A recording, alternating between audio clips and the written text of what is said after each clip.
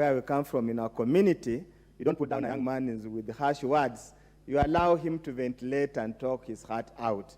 Then we, the elders, sit down and say, young man, you have spoken very well, but this might work or might not work. You need to modify it in one way or another.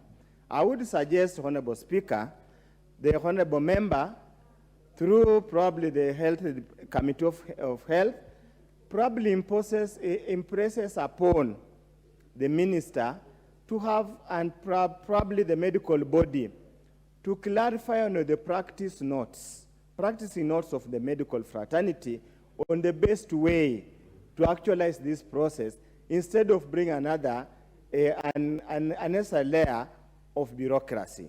For this, on this account, Honorable Speaker, I'm at pain, but probably allow me to make a reservation about the workability of the process that's being proposed here, and probably request the promoter of the bill to relook at it now that he has heard our members speak, has heard the committee which received the report from the experts.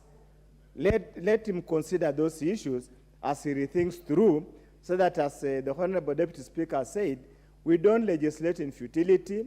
We don't legislate things that cannot be implemented. In this country, we have a problem. We pass very many laws that even the implementation becomes difficult. They just hang around. Honorable Speaker, you are aware there is a bill concerning NGOs that we passed sometimes in 2013, which has never been operationalized because it's impossible to operationalize. You remember we had regulations about askari rungu, these guards, which we cannot operationalize because it's practically impossible to operationalize.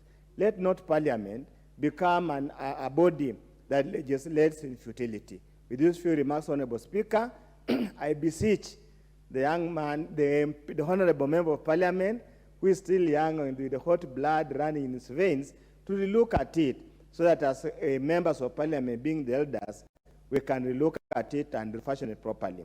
I sincerely thank the contribution by Sir George, which was in good defense of the proponent.